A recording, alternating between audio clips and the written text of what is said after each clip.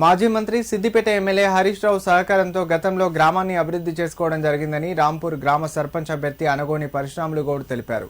గతంలో తన అమ్మగారు సర్పంచ్గా ఉండగా గ్రామం అభివృద్ధి బాటలో సాగిందని ప్రజలు ప్రశంసిస్తున్నారని, ఈసారి కూడా సర్పంచ్గా తననే ఉండాలని ప్రజలు ఆకాంక్షిస్తున్నారని అన్నారు. సిద్దిపేట జిల్లా నంగునూరు మండలంలో నిర్వహించిన మీడియా సమావేశంలో ఆయన మాట్లాడారు. నేను నంగునూరు మండల్ రాంపూర్ గ్రామ సర్పంచ్ అభ్యర్థిగా పోటీ చేయడం జరుగుతుంది. గతంలో మా అమ్మ సర్పంచ్గా గెలవడం జరిగింది.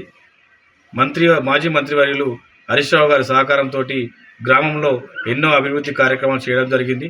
కొన్ని పనులు పెండింగ్లో ఉన్నాయి.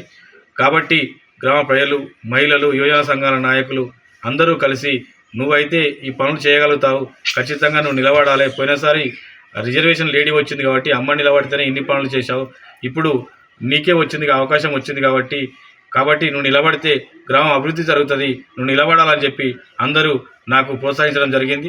వారి ప్రోత్సాహంతో నేను ముందుకు రావడం జరిగింది. వారు ఖచ్చితంగా నన్ను ప్రోత్సహించిన నా మిత్రులు, గ్రామ ప్రజలు నన్ను ఆశీర్వదిస్తారనే నమ్మకంతో నేను ముందుకు రావడం జరుగుతుంది. రేపు 14 తారీఖు నాడు జరగబోయే ఎలక్షన్లలో రేపు ఉంగరం గుర్తుకు అందరూ ఓటు చేసి నన్ను ఆశీర్వదిస్తారని చెప్పి ఆ నమ్మకం నాకు ఉన్నది. కాబట్టి నా విజయాన్ని అందరితోటి పంచుకొని రేపు గ్రామాన్ని ఇంకా ఎక్కువ సేవ చేస్తారని చెప్పి తెలియజేస్తూ ఉంగరం గుర్తుకు అందరూ ఓటేసి నన్ను గెలిపించాలని చెప్పి పేరున కోరుతా ఉన్నాను.